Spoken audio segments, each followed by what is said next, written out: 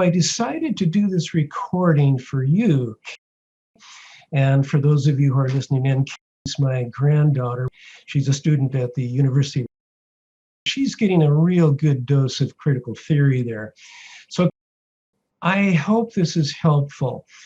So I want to start off with a 2-minute clip of a father speaking before a public school board in Kirkland, which is not too far from where you live. I want you to know that the Lake Washington School District in their website is pointing to documentation that shows pictures like this of a so-called gender diverse child. This is a boy dressed as a girl.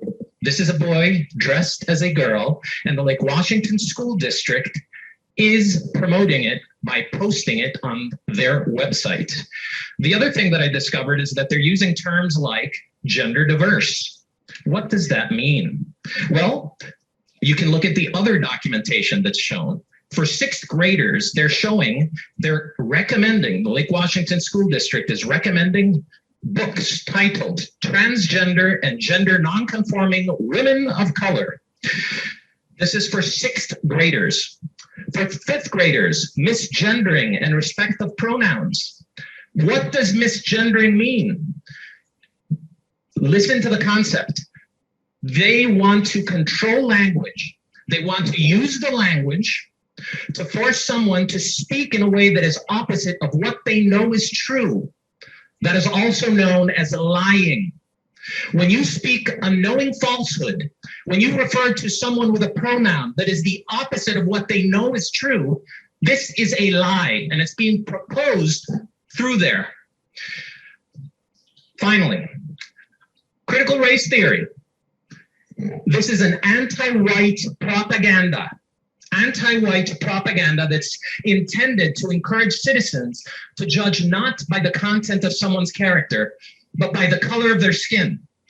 This is not righteous. This is unrighteous. So I'm here to let you know that the sleeping giant has awoken, and I'm speaking on behalf of parents across the nation who are not going to stand silently. I just discovered this. He says, I just discovered this. And you know, this could be repeated hundreds of times across the country in the last year. And many people are asking, where did this come from? And what is critical race theory? This father says it's anti-white propaganda. You know, those are really strong words. And if it's true, how should we respond? Okay, well, first, I think it's important to understand that critical race theory and critical gender theory are really subsets of a broader umbrella idea called critical theory. Now, critical theory was developed in the 1920s and 30s through the work of a group of intellectuals and political dissidents known as the Frankfurt School. It was called that because it was located in Frankfurt, Germany. Now, it's interesting to note that the primary financier of the Frankfurt School was a man named Felix Weil. And Weil, he named the school the Institute for Marxism. Now, the name of the school was later changed to a more moderate sounding title, Institute for Social Research. Now, Nazi Germany of the 1930s was not a safe place for Jews, and many, if not most of these Frankfurt School participants were ethnic Jews. And so they fled to the United States, and they set up their school in New York City as part of Columbia University, and that was done in 1935. Now, there are subsets of this theory called critical theory that sooner or later came out of the ideology that was developed at the Frankfurt School. For example, there's literary critical theory, there's critical legal theory, there's critical pedagogy, and others. Now, critical race theory actually grew out of critical legal theory in the 1970s. And the person who's given the most credit for this was a Harvard Law School professor by the name of Derek Bell. Now, the first annual Critical Race Theory Conference was held in 1989. And in 1995, that's when efforts began in earnest to get critical race theory into the K-12 public schools. And that was spearheaded by Gloria Ladson-Billings and William Tate. what seems to have suddenly appeared out of nowhere really was a long time coming. Now, behind all forms of critical theory, there is a seemingly noble objective. And that seemingly noble objective is to liberate oppressed people groups from their oppressors. Now, I think you'll agree, who can be against this? Of course, people who are oppressed should be liberated from their oppressors. You and I would both agree with that. But to understand what's meant by this, one has to really understand how critical race and gender theorists define terms like oppressed and oppressors, and he who defines the terms wins the debate. First, let's really understand that the foundation of all forms of critical theory is this, that social systems, and sometimes they call them structures, are composed of two opposing people groups. And those people groups are differentiated by power or lack of power. Two opposing people groups differentiated by power or lack of power. So the so-called systemically dominant group has the power, and the so-called systemically non-dominant group does not have the power. The shorthand way to say it is the oppressors versus the oppressed. Now, I have to tell you that this pigeonholing of all people into one of only two groups based solely upon power is a flawed starting point. And I'll go so far as to say that it's an idea that's truly out of this world. And I don't mean that in a positive sense.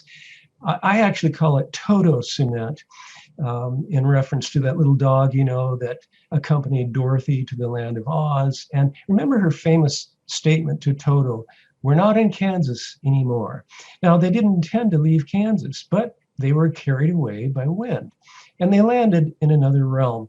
And that realm, in the end, we find out, turned out to be a dream. But in the case of critical race and gender theory, this is no dream. It's actually happening for real. And you're at the University of, I know your profs are feeding you a lot of critical theory, and they're pouring Toto cement around your feet, so to speak. And the challenge is not to let that cement harden, because the harder it gets, the more difficult it is to get your feet out of it.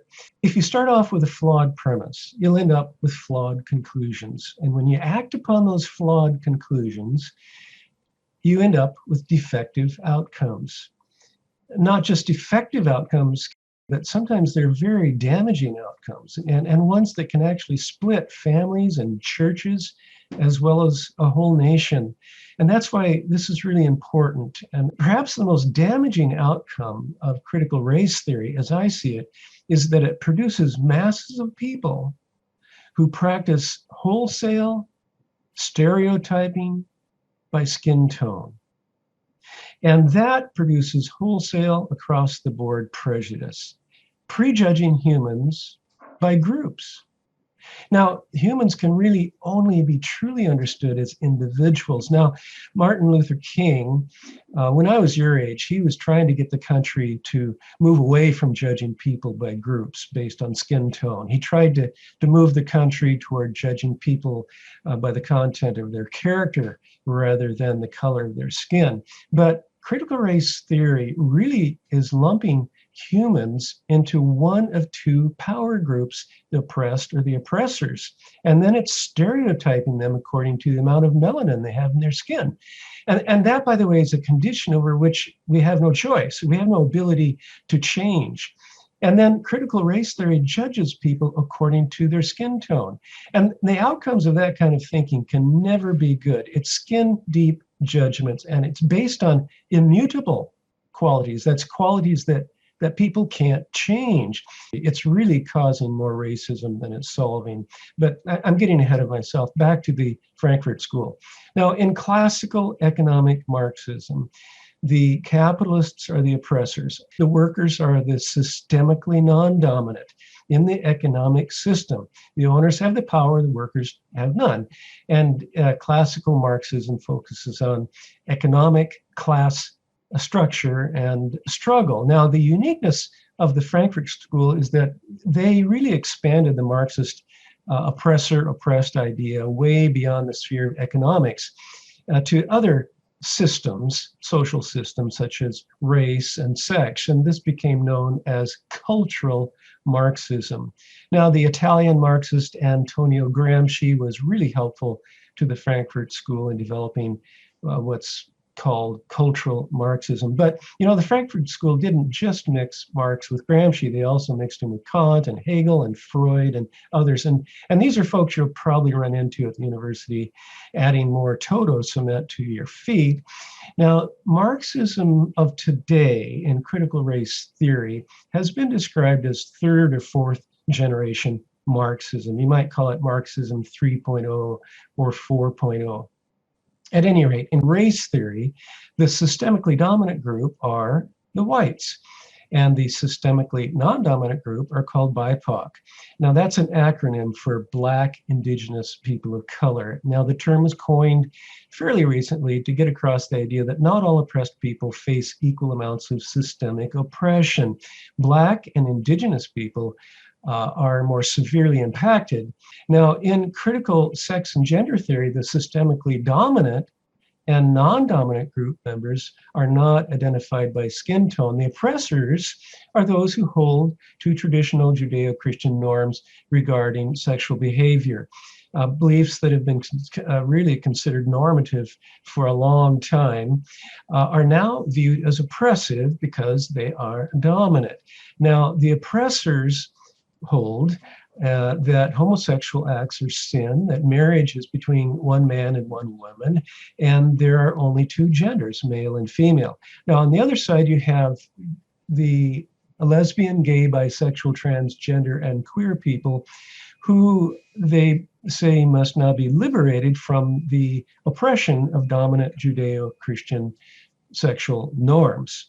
Now, the person who's most responsible for getting the sexual revolution going back in the 60s, when I was your age, was a Frankfurt School member by the name of Herbert Marcuse. Now, Marcuse wrote a book. It was published in 1955 called Eros and Civilization. And this book really became the so-called Bible of the 1960s sexual revolution. But the 60s sexual revolution didn't end in the 60s. It really is still happening. It's revolutionizing Americans' view of sex, marriage, family, and more recently, gender. So anyway, when it comes to the matter of family structure, the biblical norm of one dad and one mom and kids is now deemed oppressive. Now, it's important to understand that the mere social acceptance is not the ultimate goal. The ultimate goal actually is the elimination of the oppressive Judeo-Christian norms. And this is something a lot of Christians are kind of slow to get here, but perhaps the best book I've read on this topic of eliminating Christianity as normative in America is a book by David Horowitz called Dark Agenda: The War to Destroy Christian America. Anyway, Horowitz is not a Christian. He describes himself as an agnostic Jew, but he was a leader of the far left movement in the 1960s, and he really knows what he's talking about. You see, he understands that the social justice warriors are not playing games. They're really on a mission, and that mission, they feel, is morally a high ground for them. They feel they're doing the right thing because they're freeing people from the oppression of previous norms. And the way they're freeing these people from oppression is they're silencing the oppressors. And that's their idea of justice. Now, critical theory activists, they do this through fear primarily. It's fear of stigma or fear of social rejection. And for many who are in the workforce, it's actually fear right now of losing one's job or position, fear of losing their livelihood, or worse. Now, the outcome of that fear is the elimination of dissent. And that's what we're seeing more and more these days.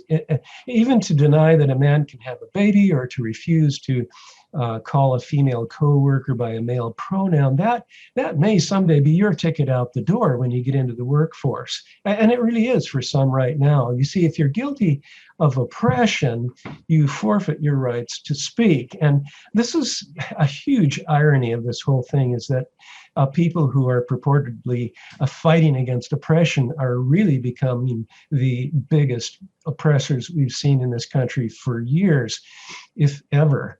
Now, Georg or I should say Georg Lukacs. He was a Hungarian Marxist who helped to shape the philosophy of the Frankfurt School back in the 20s and 30s. He famously said many times, he says, "Who will free us from the yoke of Western civilization?" Now, that so-called yoke can be summed up in three words: European, white, and Christian. Now, here's the end game. Critical race and gender theory seek to remove any feelings of abnormality or inferiority among people who do not subscribe to the traditional norms of Western civilization. And these norms are norms in which Christianity plays a pivotal and central role. Now, this removal of feelings of inferiority is done by normalizing the non-traditional norms. And part of the way they do that is by canceling the traditional Western Christian norms, which fall under the broad category of whiteness, which I want to unpack for you shortly. Now, remember, the main idea behind critical theory is to liberate oppressed people groups from their oppressors. So who can be against that? But for critical theory activists, it's not just about liberating the oppressed, it's about canceling the oppressors. And that process is fully underway right now. In a coherent society, you really can't normalize both LGBTQ norms and Judeo-Christian sexual norms. You see, one has to be normative in order to be normative. That's the very definition of the word. Now, how can homosexuality and same-sex marriage be normalized for a class of 6-year-olds? Well, you read books to the class like Heather Has Two Mommies. And by the way, that was written for pre-kindergarten students more than 30 years ago. There's another book called A Tale of Two Daddies, and there are many, many other books to choose from that are written specifically for young children to normalize previously considered abnormal behavior.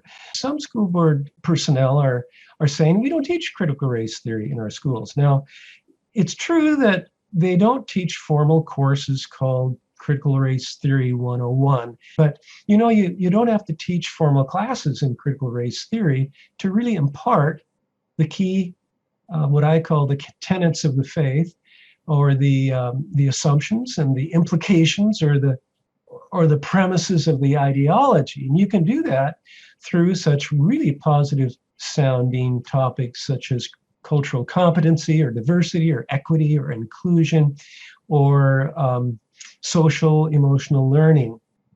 So who in their right mind could be against these things? But you have to remember that it's the way they define the terms and how they spin the solutions that's really, really problematic. And at this point, I want to share some specifics with you because it helps to get specific. So what does equity training actually look like? Well, if you go online, and I encourage you to do this, you can watch an example of equity training. And the title of this session is called Leading with Racial Equity. It was session number 3. I don't know where session number 1 and 2 are, but at least they had session 3 up here. Now, in this session, they showed a chart. Now, in one column, you have the systemically dominant group members, and they're identified very specifically. And on this side, you have people that the system supports and values, and the group members are identified. And then on the other side, you have the people that the system does not support or value. Now, under the column of the systemically dominant group members, they have written here very specifically white people and those of primarily European descent. And then across from that, on the other side of the chart, you have, quote, Black, Brown, Latino, Asian, Pacific Islander, Indigenous, Middle Eastern, and multiracial people, those living in the US whose ancestry is descended from places outside of Europe, and Jewish and Romani people of varied ancestral and national origins, end of quote. So it doesn't get much plainer than this. Now, in the category of faith-based perspectives and religion, as they put it, on the dominant side, they have Christians, Protestants, and Catholics. On the non-dominant side, they have Jews, Muslims, Hindus, Sheiks, Buddhists, and those who do not practice Christianity, end of quote. Again, it's pretty clear cut. Now, On the chart, social category of sex and gender, we see they have men. And on the systemically non-dominant side, they have women, so-called, quote, intersex people, as well as transgender, non-binary, and genderqueer people. Then in the social sphere of sexual orientation, as they put it, there's the straight people on the dominant side and the gay, lesbian, bisexual, queer, pansexual, asexual, and others who don't identify as straight on the non-dominant side. So there's not a lot of room here for misunderstanding who's in which camp. And by the way, if you're a member of more than one category in the non-dominant side, so let's say you're a Black person who's also a lesbian, who's also a Buddhist, that's called intersectionality. And those with the greater intersectionality carry the greater weight in their opinions. And by the way, the most oppressive people on the planet are straight, white, Christian males, particularly old ones like your papa. Let's listen to about 90 seconds of unedited video from the North Kitsap Equity Training, which will help you to get a clear picture of where they're coming from. And then this one is, I feel like, is the most important one, that I feel is the hardest one, but the most important one. Discovering and cultivating the unique gifts and talents and interests of every human possess. And right now we're going to go talk about when we talk about white supremacy, I gave you the definition last time, but we're going to continue working on it. White supremacy is what upholds what we consider the norm, aka whiteness as the norm. Systemically dominant communities as the norm. What tends to happen if white supremacy is the disease, the symptoms is fragility. For white people and white fragility and some other levels of fragility that's there. There's fragility that happens with income and lots of different things. But the effects of the systemically non-dominant is they leave the best gifts at the door. People of systemically non-dominant identities feel and are encouraged to leave their best gifts at the door by the system. The outcome of all of that is privilege or lack of privilege, systemic privilege. Okay, so here's the bottom line. That there's a white privileged system built upon white Western Christian norms, by the way, that's causing non-dominant groups such as BIPOC to leave their best gifts at the door. Now that's a soft way of saying we're keeping them down, we're suppressing them. Or you might say we're squelching them. We're the bad guys. Now, this is a fundamental dogma of critical race theory, and here again, this is what makes it difficult, because any system in which people are kept back or kept down from doing their best, that is a system we should condemn. And anybody who really cares about people, those kind of people don't want anyone to leave their best gifts at the door. That is the point of agreement here.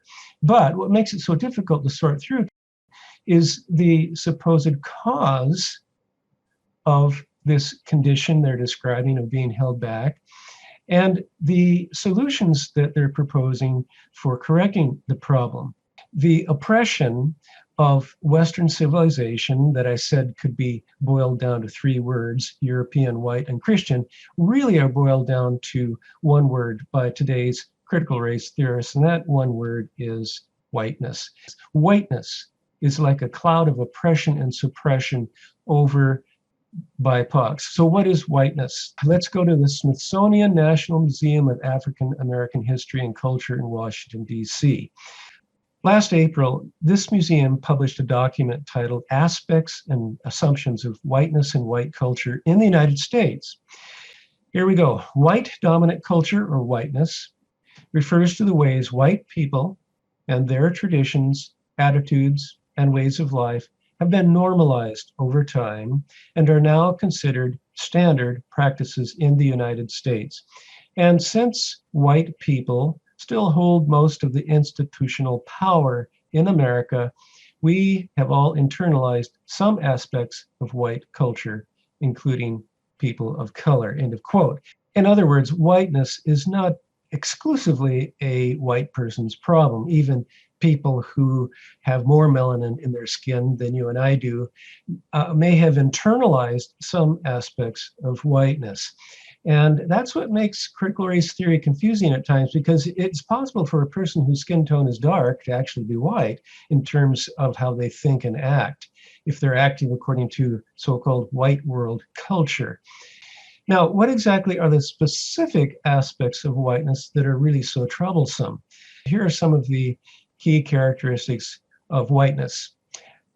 Self-reliance, the nuclear family, objective linear thinking, history that emphasizes Judeo-Christian tradition, the Protestant work ethic, the idea of work before play, Christianity being the norm, having no tolerance for deviation from a single God concept. Yep, we're in the crosshairs there.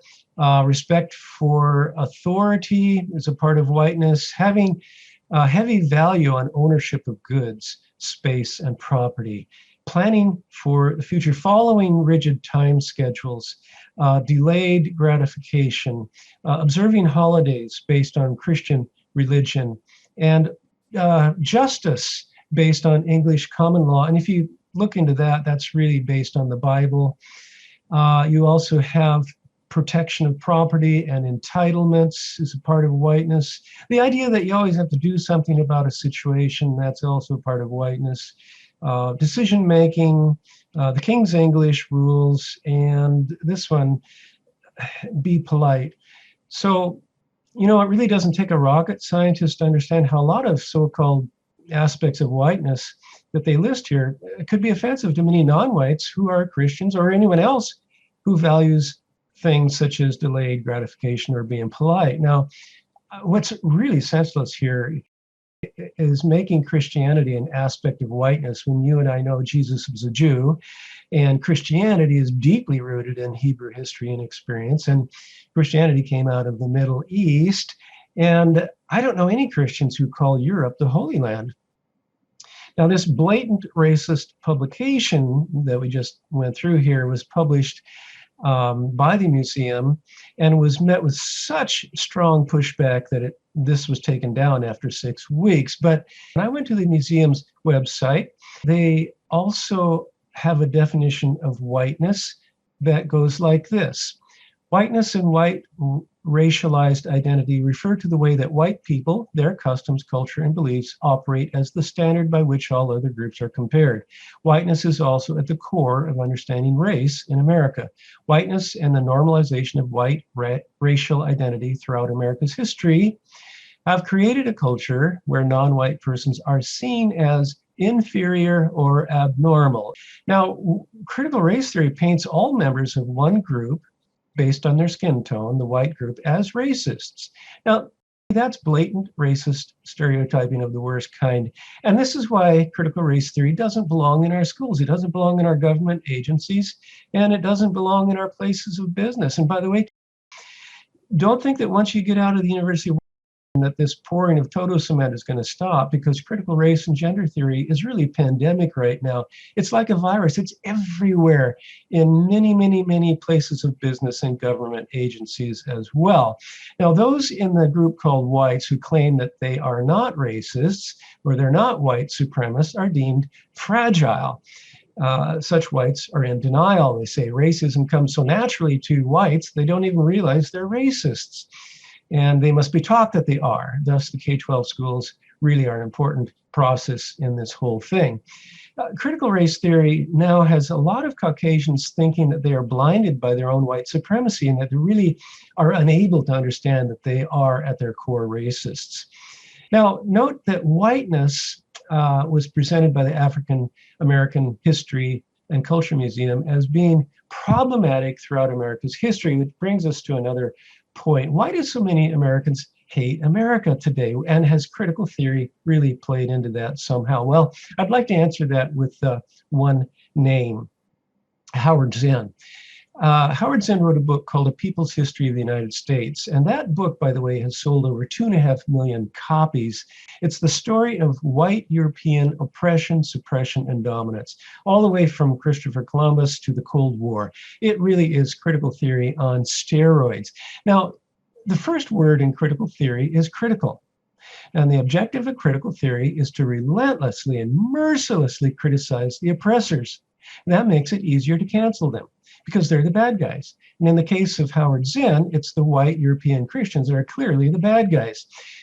And to find out what the problem is with what I call Zinn's spin, I really recommend that you read this book called Debunking Howard Zinn by Mary Grauber. Now, there's a more recent phenomenon you might have heard about called the 1619 Project. It's described, I think rightly so, as a new origin story, and it was created, I think that's the right word, by Nicole Hannah Jones. Looks like a very nice lady. And she claims that the United States was founded by slave owners who wanted to build a new nation built upon slavery. And in her story, the Revolutionary War was fought to break away from Britain in order to ensure that slavery in the New World would continue unhindered by England. I would define real racism as prejudging or treating people negatively and giving them, or really giving them preferential treatment based on color of skin or ethnic background. And I would define real injustice as withholding what is rightfully and legally due to someone. And real oppression is burdening people with unreasonable impositions or treating them with unjust severity or rigor or hardship. Now, but the Bible, by the way, is very clear about defending the weak and upholding the cause of the oppressed and not perverting justice by showing partiality. Now, racism in critical race theory is not so much about prejudice. It's more about unequal distribution of resources and power. Injustice is not so much about withholding what's rightfully or legally due. It means an unequal distribution of power again, and it's all about unequal outcomes. That's injustice.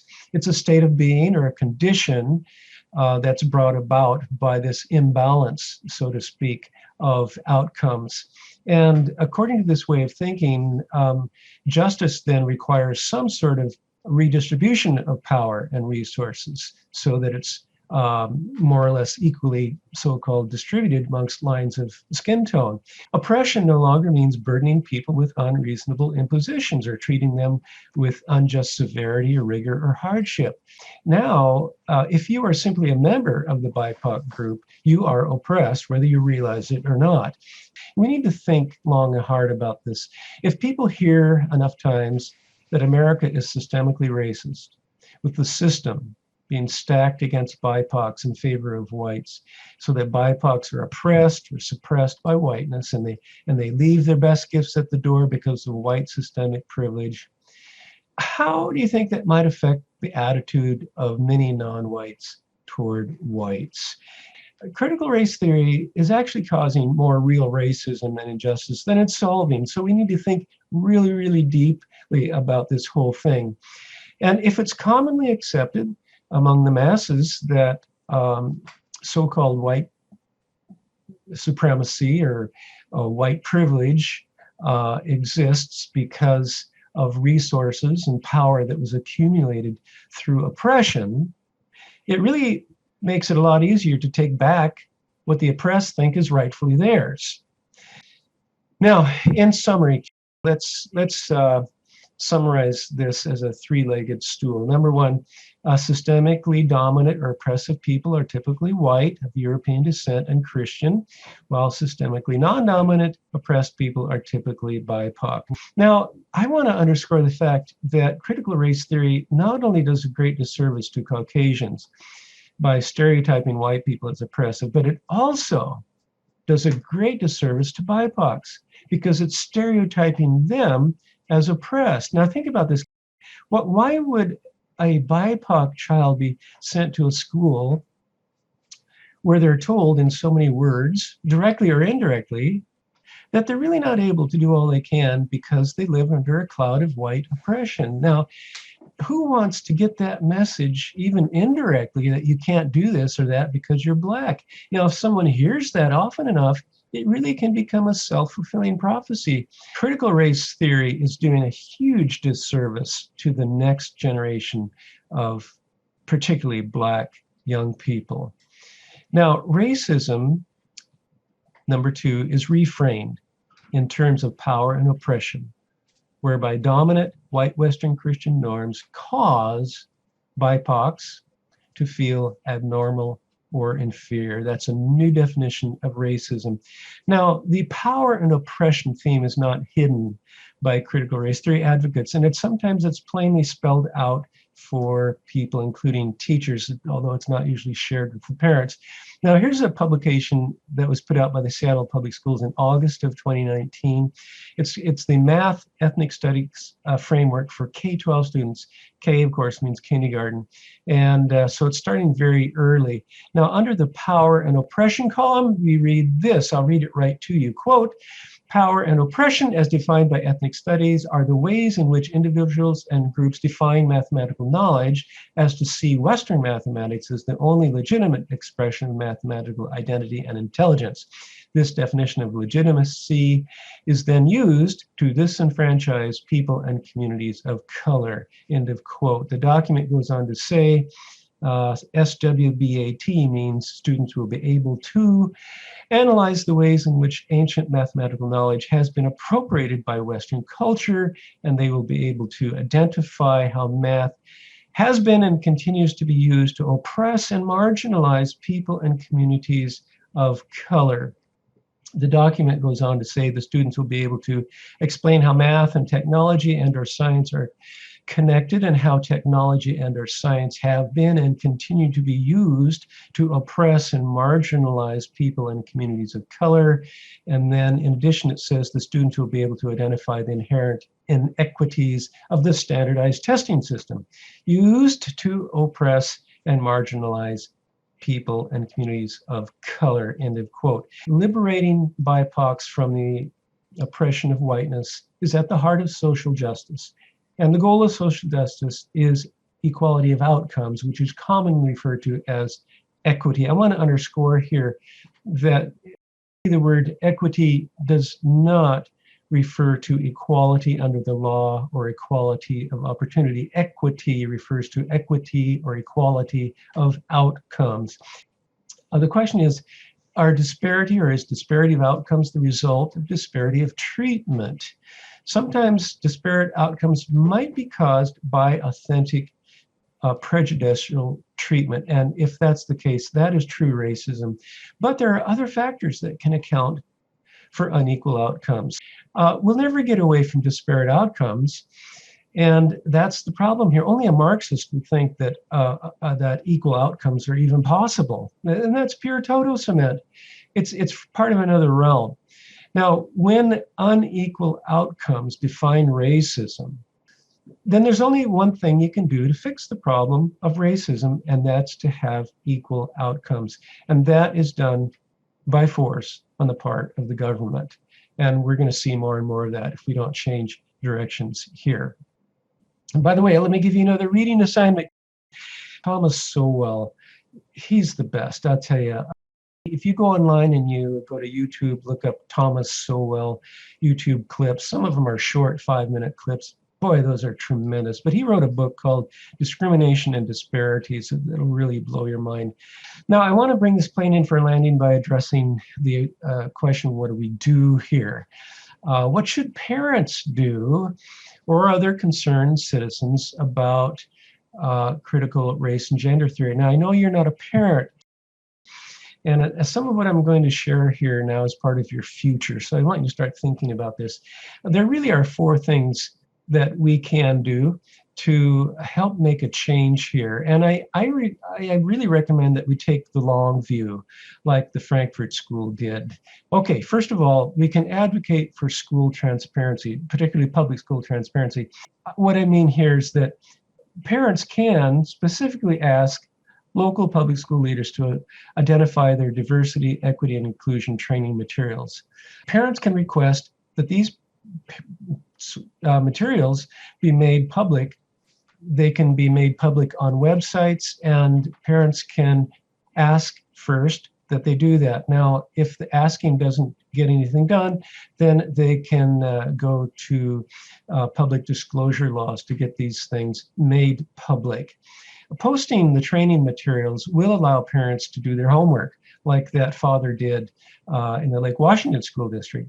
And parents need to really be specific about their concerns about critical race and gender theory. If they're not specific, that's not going to go very far. So they need to be able to know what is being taught, what's in the curriculum, what's in the library, and that's an important part of advocating. Number two, we have to gain majorities on the school boards. Now, I am suggesting that parents and taxpayers really work strategically to gain the majority vote on the school boards. There's usually, I think there's only 7 members, so it's not difficult to get the majority vote. It just takes an effort, and I think strategic planning. And not everybody's wired to be a school board member, and for those that aren't wired or don't have the stomach for it, they can get behind others who do, and they can support them. Now, people who want to run for school board positions can learn how to do that at this website. It's called leadershipinstitute.org. There's a free course there called How to Run for School Board and When. I recommend that course. Number 3, and this is something you can do, and that's to support school choice. If people really want to do something about injustice in the system, in the educational system, and they really want to help disadvantaged BIPOCs or anyone that's disadvantaged, they can support school choice. And that means we need to have school choice, because right now there's a monopoly on the public school system, and it's not right. We need to liberate all children, no matter what their skin tone is, from the oppression, and I would call it oppression, true oppression, of the current system of school funding. It's flat wrong. It's unjust. It's keeping kids, whether they're BIPOC or white or whatever, in chains, so to speak. And let me say very quickly what I mean by that is that disadvantaged children of all skin tones are chained to one option for their education if their parents can't afford an alternative, or both parents are working and they can't homeschool. This situation is flat unjust. It's real injustice. And we should be fighting for this truly oppressive injustice that affects more disadvantaged kids than advantaged kids. We've got to get school choice in Washington State and other states as well. Okay, here's number 4. And I think this is one you can relate to particularly, and it's something you don't need to wait for. And that is, we have to love our neighbors as ourselves. I know you know your Bible, and you know that the Bible says that love is not proud. Well, there's no place for supremacy, white or black, in authentic love. But here's another thing about authentic love. It does not keep a record of wrongs suffered. Now, critical race theory purports to liberate the oppressed through redistributing power and resources from one group to another, and they'll do that by force if necessary. But critical race theory is totally silent about forgiveness. I've listened to a lot of things on critical race theory, listened to critical race theorists, and I've never heard them talk about forgiveness. Critical race theory really keeps a record of wrongs suffered. That's not helping to solve the problem. Now, I'm not saying students shouldn't learn about American history, true history, slavery, or Jim Crow laws, but the teaching on forgiveness is conspicuously absent from critical race theory. Critical race theory really majors on the past offenses. It rehearses the past white, European, and Christian sins. And you've probably heard a lot of this already at the U, and you're going to hear a lot more of the evils of the past. True love rejoices in the truth. Now, you don't have kids, but when the time comes, I do advise you not to put your kids in the public school. I really urge you to find other ways to educate them. Find ways that reinforce the truth with a capital T. And, you know, in my case, your dad and his 3 siblings had no choice, because, you know, I was the principal of a Christian school for 14 years, and I had compulsory attendance at the school. Was I oppressing your dad? by forcing him to attend the Christian school where I was the principal. Well, actually, I don't see it that way. I see myself as being a responsible parent. And I do believe I was doing my best to liberate my 4 kids. So in conclusion, let's remember that in this country, a civil war was waged. And that civil war led to the abolition of slavery. That happened in the 1860s. Now, in the 1960s, many of the freedoms that were gained on paper were realized in real life, thanks to the efforts, by the way, of a Baptist pastor. We need to remember that the original civil rights movement was motivated by overtly Christian norms. We made a lot of progress. And it's a progress, by the way, that critical race theory is now reversing by producing a new kind of racism and division, the likes of which we haven't seen in this country for many years. Now, it's true, real injustice, real racism existed in 1619 and it continued long after to one degree or another.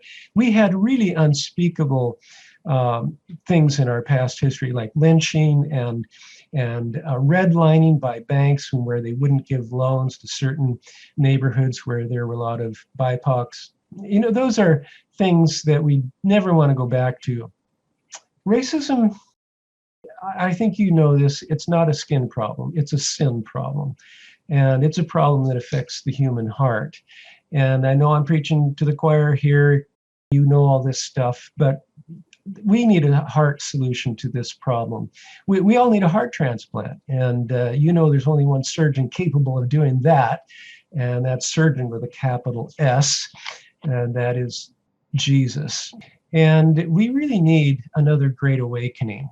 We've had 2 in this country, and we're long overdue for a third. That's what I see as the hope for our future. And I'll leave you with that. Thanks for listening. See you later. I love you. Bye-bye.